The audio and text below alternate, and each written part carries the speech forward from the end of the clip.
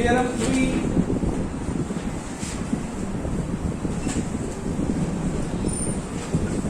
angle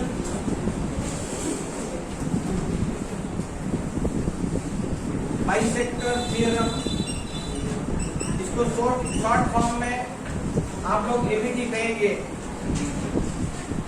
ठीक है? Yes sir. तो इसके बारे में हम पहले स्टेटमेंट को ध्यान से समझ लें, और स्टेटमेंट को समझने से पहले हम एंगल बाइसेक्टर का मतलब समझ लें। एंगल बाइसेक्टर का मतलब समझना जरूरी है। कोई भी एक एंगल को अगर मैं दो इक्वल पार्ट में डिवाइड करूं, तो डिवाइड करने के लिए मैं जिस लाइन को यूज करता हूं वो लाइन एंगल बाइसेक्टर है। ये एंगल है, ये जो लाइन है या जो रे है OC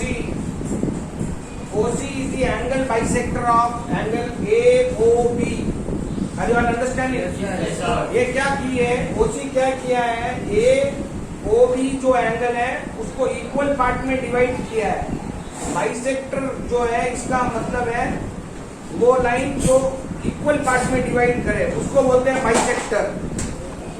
समझ में आया? एक लाइन जो किसी एंगल को, किसी लाइन को, इक्वल लाइन सेगमेंट को इक्वल पार्ट में डिवाइड करे उसको कहते हैं बाइसेक्टर। एंगल को इक्वल पार्ट में डिवाइड किया तो एंगल बाइसेक्टर, लाइन को इक्वल पार्ट में डिवाइड किया तो परपेंडिकुलर बाइसेक्टर। 7th स्टैंडर्ड में आप लोग पढ़कर आए हैं, ठीक है? ओके, तो एंगल बाइसेक्टर का जो थियरम है वो मैं बता देता हूं। The internal bisector of an angle, देखो एंगल बाइसेक्टर तो एक्सटर्नल भी हो सकता है, इंटरनल भी हो सकता है। तो अभी हम जो इस थियरम में यूज कर रहे हैं वो इंटरनल बाइसेक्टर है। The internal bisector of an angle of A triangle divide the opposite side internally in the ratio of the corresponding side containing the angle. इसका मतलब आपको ध्यान से समझना होगा। एक ट्रायंगल है मान लो मेरे पास, और AD जो है एंगल बाइसेक्टर है एंगल A का, ठीक है? Yes sir. ध्यान से सुनना है। एक ट्रायंगल ABC है, उसका इंटरनल एंगल A है, A को बाइसेक्ट करते हुए जो एंगल बाइसेक्टर वो AD है, ठीक है? उससे जो रेशियो बना साइड का, the triangle divide the opposite side. जिस एंगल को बाइसेक्ट हुआ उसका ऑपोजिट साइड क्या है, BC, उसको दो पार्ट में डिवाइड किया, वो भी तो डिवाइड हुआ है। तो an angle bisector of the angle of the triangle divides the opposite side, ये मैं बोल दिया। इंटरनली, ऑपोजिट साइड इंटरनली, मतलब जितना साइड है उतना ही, बाहर का नहीं, जितना है उतना ही। BC तो इंटरनली हुआ BD और DC, ठीक है? ये दो पार्ट हुआ, उस लाइन के अंदर के दो पार्ट, उसको बोलते हैं इंटरनली, ठीक है? In the ratio of the corresponding sides containing the angle. जो दो साइड है जिसके अंदर एंगल है या जिसमें एंगल है, ये दो साइड है AB और AC। एंगल कहाँ है? ये दो साइड के बीच में है। जिन दो साइड के बीच में एंगल है वो दो side. So internally in the ratio of the corresponding sides containing the angle, मतलब इसका रेशियो AB बाई AC का रेशियो जो है वो इसके रेशियो के इक्वल होगा, यानी AB by AC is equal to BD by DC। समझ में आ गया? या DB बाई DC ऐसे भी बोल सकते, ठीक है? इसमें किसी को कोई डाउट है? स्टेटमेंट पहले समझना है। स्टेटमेंट समझिएगा, 10 बार पढ़ेगा, 5 बार पढ़ेगा, 2 बार पढ़ेगा, याद हो जाएगा, ठीक है? अभी हम इसको प्रूफ करेंगे। तो स्टेटमेंट मैंने समझ लिया है, ठीक है। एक बार लिख लेते हैं, the internal bisector of an angle, the internal bisector of an angle of a triangle. Of a triangle Divide the opposite. Divides the opposite side. Divides The opposite side. Internally. Opposite side. opposite side Internally. internally In the ratio of other two sides. in the ratio Of other two corresponding. in the ratio Corresponding sides. corresponding ratio of है क्या? Yes, sir. in Corresponding the ratio of Corresponding sides containing the angle. corresponding sides Containing the angles. containing the angles. Okay. Yes, sir.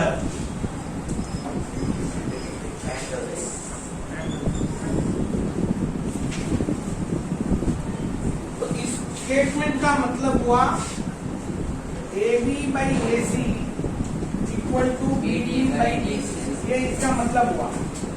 तो अभी इसको proof कैसे करेंगे हम, ये proof करना है, ठीक है।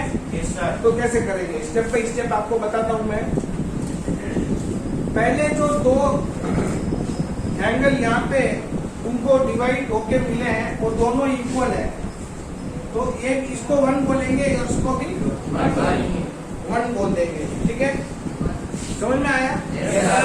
प्रूफ स्टार्ट करने से पहले हम सोच के देखेंगे कि अगर हमें दो ट्रायंगल का दो एंगल इक्वल मिल जाता है तो वो दोनों ट्रायंगल सिमिलर होते हैं। ये सिमिलरिटी का प्रॉपर्टीज हमारे दिमाग में ऑलरेडी है, ठीक है।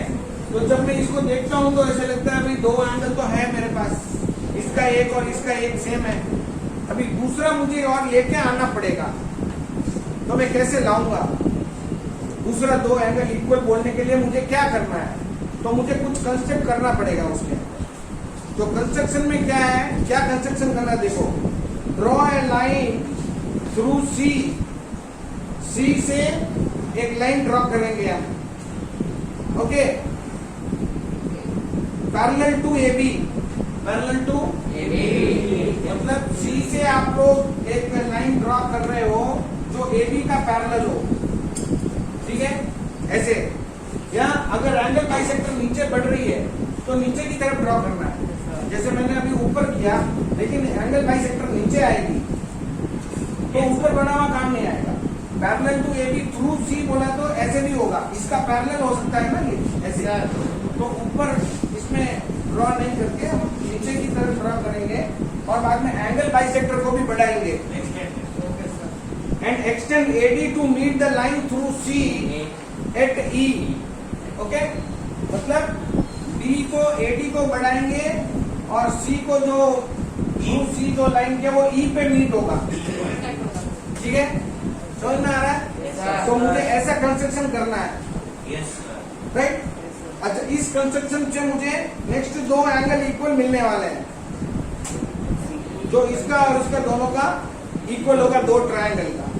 तो सबसे पहले जो पॉइंट नंबर 1 है आपको लिखना है वो है angle AEC equal to angle BAE equal to 1। तो स्टेटमेंट और रीजन दोनों आपको लिखना होगा, ठीक है। स्टेटमेंट और रीजन 4 पॉइंट है, 4 पॉइंट में इजीली हम लोग प्रूव कर देंगे कि एंगल बाइसेक्टर थ्योरम का स्टेटमेंट क्या बोलता है, ठीक है। तो स्टेटमेंट है हमारे पास और उसका रीजन है। स्टेटमेंट है angle AEC is equal to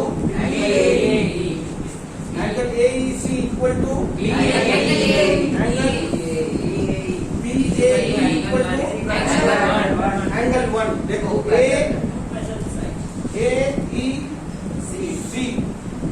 ये 1 है, वो भी 1 है, ठीक है। समझ में आ गया? AEC 1 है और BAEC और BAE, B का BAE वो 1 है, क्योंकि ये दोनों लाइन पैरेलल है। देखो ध्यान से देखना, थोड़ा बढ़ा के देखते हैं हम, थोड़ा बड़ा है। तो ये ट्रांसवर्सल कट कर दिए, तो अल्टरनेट इंटीरियर एंगल हुआ कि नहीं हुआ? देखो दो पैरेलल लाइन 7 स्टैंडर्ड में आपको सिखाया हमने, अल्टरनेट इंटीरियर एंगल ऐसा इसेट बनेगा, ठीक है? तो देखो ऐसा इसेट बन रहा है, ये ऐसा करके ये इसेट बना, तो अल्टरनेट इंटीरियर एंगल सेम है। So two parallel lines cut by a transversal makes alternate interior angles equal. तो आपको इस रीजन में लिखना है alternate Interior angles interior angles are equal. angles Are equal. because AB parallel to CE, AB parallel to CE, तो ये लिख सकते हो आप, ठीक है? ये लिख सकते हो, कोई प्रॉब्लम नहीं। अच्छा, अभी ACE is isosceles triangle। Isosceles triangle कैसे हो गया? देखो ACE, जब भी दो एंगल इक्वल होता है किसी एक ट्रायंगल में, तो उसकी दो जो ऑपोजिट साइड्स है वो भी इक्वल होगी, okay? In A triangle sides opposite to equal angles are equal.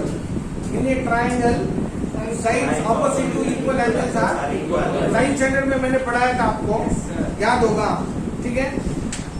तो ACE एक आइसोसेलेस ट्रायंगल है, AC इक्वल टू CE है, ये दोनों इक्वल है, राइट? तो triangle ACE is an isosceles triangle AC equal to CE। ये क्यों हुआ? Because angle ACE, CA is equal to CE. In triangle ACE, in triangle ACE, CAE, ये तो वन लिखा हुआ वो CAE, angle CAE, CAE equal to angle AEC, okay, या CEA, एक ही बात, ठीक है? दोनों में से कोई भी आप लिख सकते हो। तो अभी आपने देखा कि दो एंगल इसका बता रहे हैं, प्रूफ होने वाला है, दो एंगल इक्वल आने वाला है। So triangle ABD and AEC similar हो गया, ठीक है? ट्रायंगल ABD और ट्रायंगल ECD, राइट? ये दोनों ACE कौन सा ट्रायंगल है? देख लो, ABD कौन सा ट्रायंगल है? ABD, ये वाला ट्रायंगल, ठीक है? और ECD कौन सा ट्रायंगल? ये वाला ट्रायंगल। तो अभी हमने तो एक ही प्रूव किया है ना, तो और दूसरा ये वर्टिकली अपोजिट एंगल्स है, समझ रहे हो? तो ये वर्टिकली अपोजिट एंगल से हम बोल सकते हैं कि दूसरा angle by A similarity proof हो गया। तो दो ट्रायंगल जब सिमिलर होता है, हियर पॉइंट नंबर 3 में triangle ABD similar to triangle ECD, order ध्यान रखना जरूरी है, तभी वो रेशियो मिलेगा। बाई AA सिमिलरिटी, ठीक है? AB बाई EC रेशियो, जब दो ट्रायंगल सिमिलर होगा, AB by EC equal to BD by CD, BD by CD, BD by CD का, ठीक है? राइट, तो ये मालूम पड़ गया। हाँ, from 1 AC equal to CE। अभी AC की जगह में हम क्या लिख रहे हैं? CE लिख रहे हैं AC की जगह में। यहाँ पे जो CE है, ध्यान से देखो, अपने को जो प्रूफ करना है उसमें क्या है? BD बाई DC मिल गया है, AB भी है, EC नहीं है, इधर AC है, लेकिन ऊपर हमने बोला कि AC इक्वल टू CE, है ना? तो ये 1 है, right? So this is change now, AB by AC equal to BD by CE from 1 proof हो गया Yes, ठीक sir. है? Sir, तो CD. क्या ओके CD राइट नोट कर लो सब लोग समझ लो 2 बार अच्छी